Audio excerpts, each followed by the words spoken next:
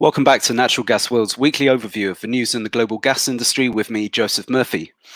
Denmark has vowed to stop searching for oil and gas in the North Sea, saying the move is necessary to reach its ambitious climate goals. Under an agreement between the Danish government and its parliament, no new licensing rounds for offshore exploration drilling will take place. Denmark has been exploring for hydrocarbons since the early 1970s, but now it is following on the heels of several other countries that have implemented bans on exploration, such as Ireland, Italy, and New Zealand. But it is by far the biggest oil and gas producer to take such a step. This also means that a contest that was kicked off last year, attracting bids from several companies, including France's Total, will be cancelled.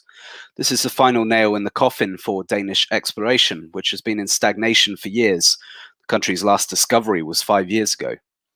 All eyes are on the UK to see how it will react to the Danish move. The UK recently announced it was planning a review of its own oil and gas licensing policy to ensure that it aligns with the country's climate goals. But the UK, a much larger producer than Denmark, is unlikely to consider something as drastic as a halt to licensing rounds.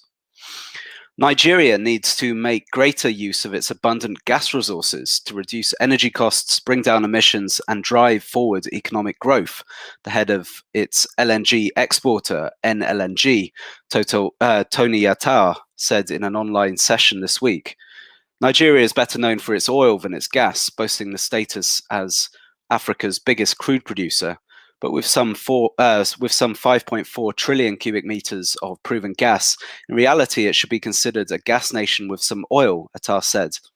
The CEO called on Nigeria to push ahead with development of additional export trains at NLNG's Bonny Island complex, in addition to Train 7, which reached an FID last year. He also called for gas to play a greater role in transportation, power generation, petrochemicals, and even household cooking.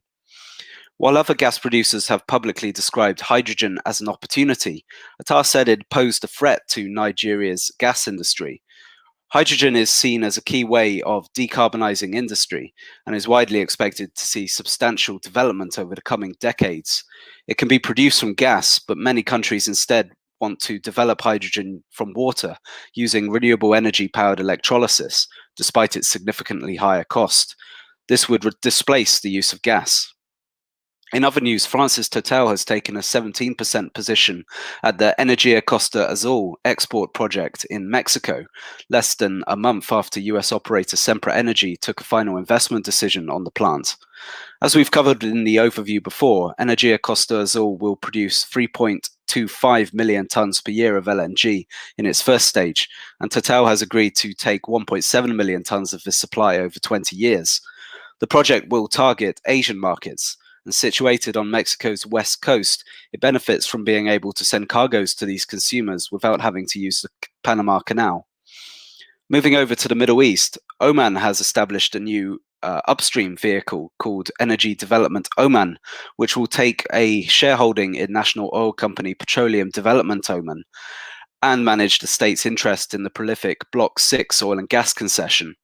The rationale here is that the new company will be able to raise capital independently of Oman's cash-strapped state budget, using its assets as a pledge.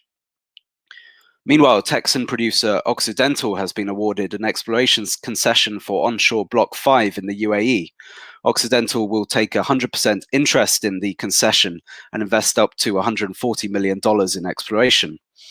Block 5 spans over 4,200 square kilometers southeast of Abu Dhabi city, and most of the area has been covered by a 3D seismic survey. In the event of a commercial discovery, Occidental has a right to a production concession to develop the find, although state-owned ADNOC has an option for a 60% interest. The UAE is on a major push to expand its onshore oil and gas reserves, has reached out to international partners for support. According to reports, its eagerness to ramp up supply in the near term has created some friction with its partners in the OPEC Plus alliance.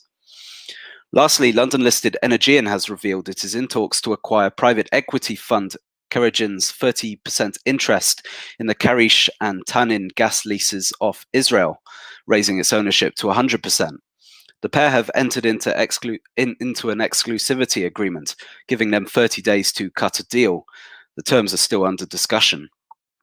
The leases in question contain the Karish Karish North and Tanin fields, certified last month to hold over 98 billion cubic meters of gas and almost 100 million barrels of liquids.